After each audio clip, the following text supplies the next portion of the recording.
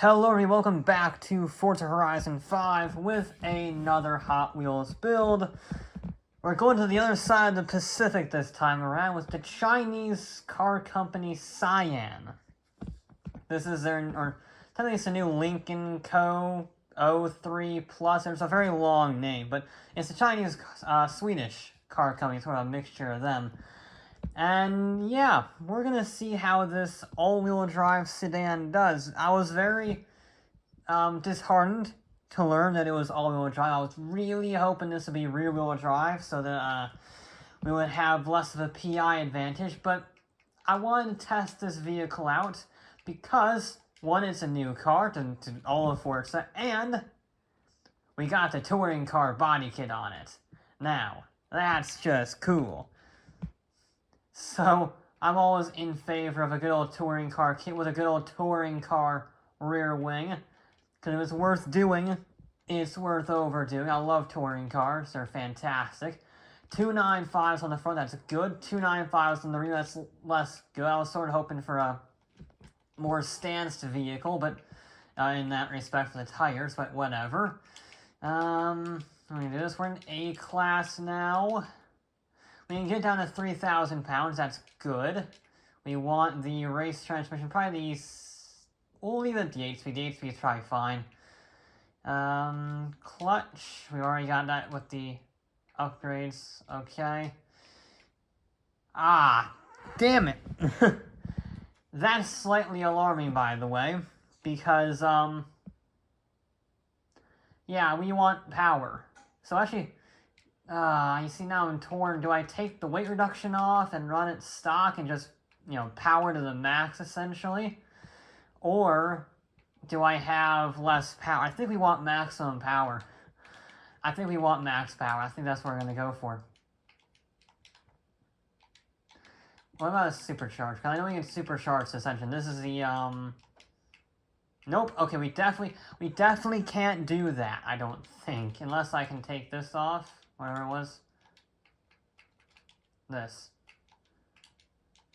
Oh, no, I can't supercharge it. Okay. Alright, we're going to keep it naturally aspirated then. That's fine. We'll do that. I could do that. So let's see if I can get some weight out. We can do that. It's all about balancing out to get the best possible mixture.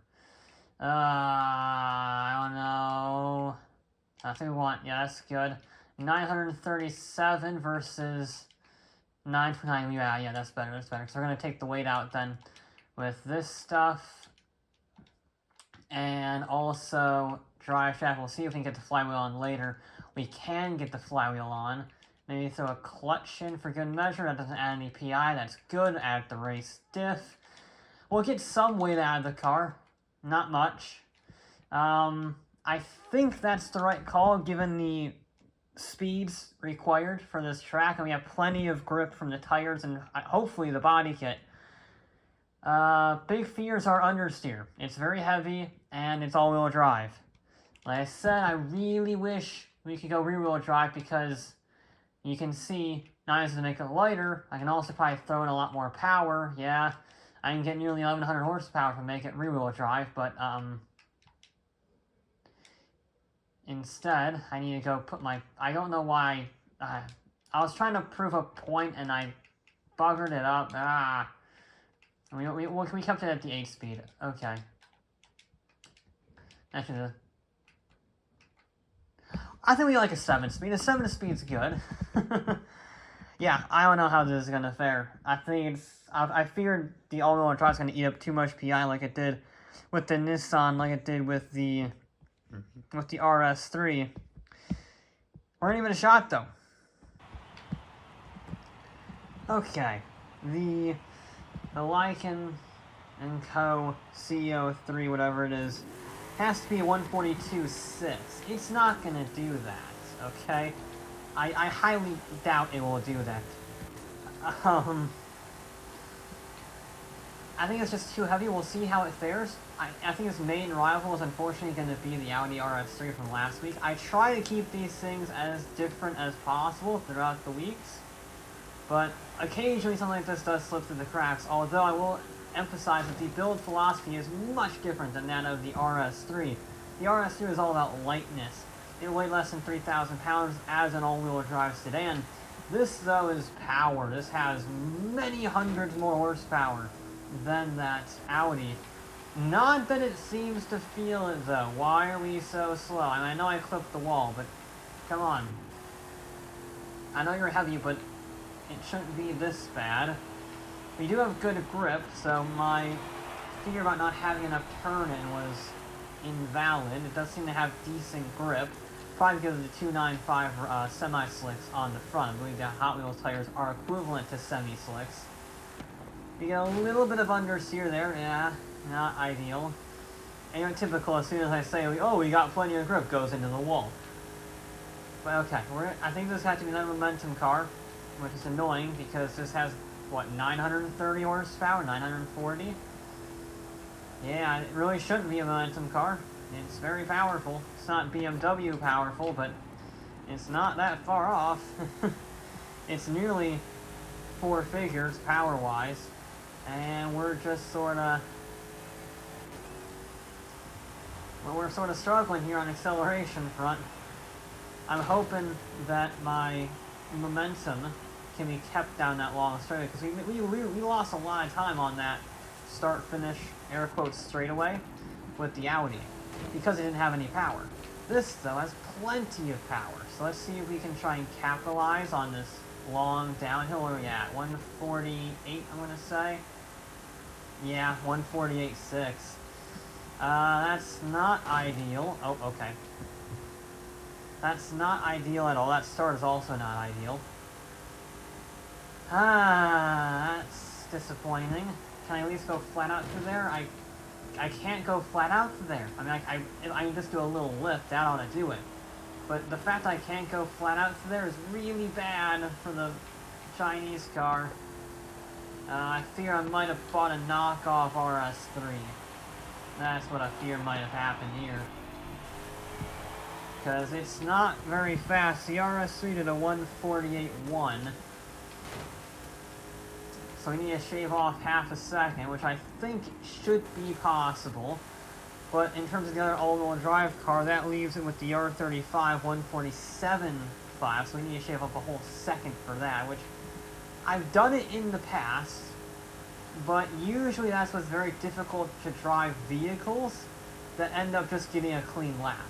This, though, is not insanely difficult to drive once I get my act together. So, So, yeah, I don't know how this is going to fare. Maybe it's going to be the fastest of the all-wheel drive?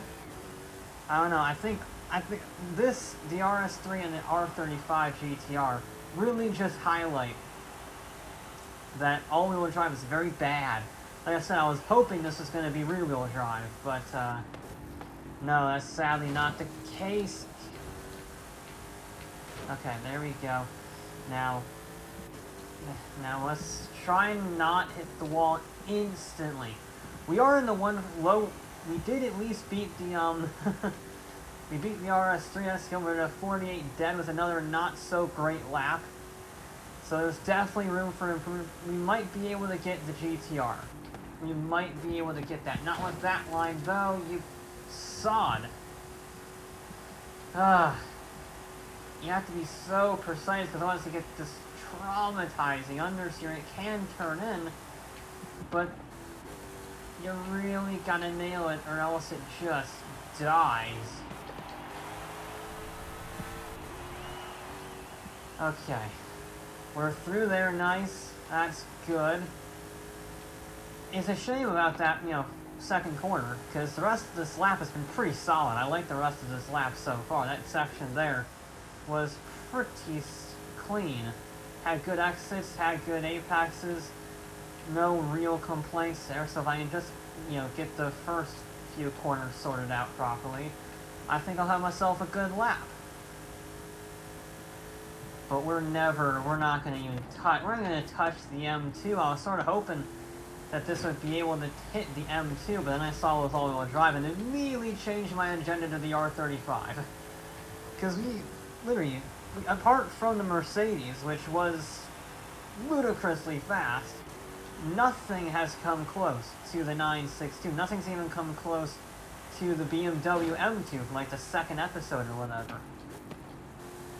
Now I'm going to do a late apex, and then I will carry the speed down. Yes, there we go, because we're going to set up for a good fourth run. This one was a bit of a write-off. So, a write-off that was actually faster. There you go.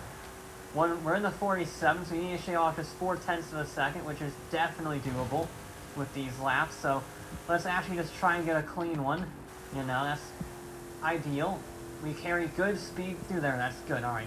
This is where we have to focus now. Focus, focus, focus. We can keep it in 7th, maybe. No, we're going to drop it down to 6th for the uphill descent.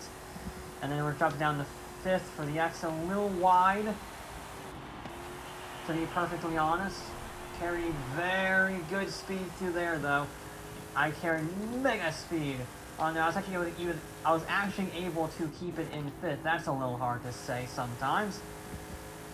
Do I want 5th? Yeah, I'll keep 5th in there. That's a good high RPM run, especially because we are naturally aspirated, so we don't have any of that supercharger for the lowdown torque, and we don't have turbocharging that keeps the lag down there, so we'll keep it in that nice naturally aspirated rev range.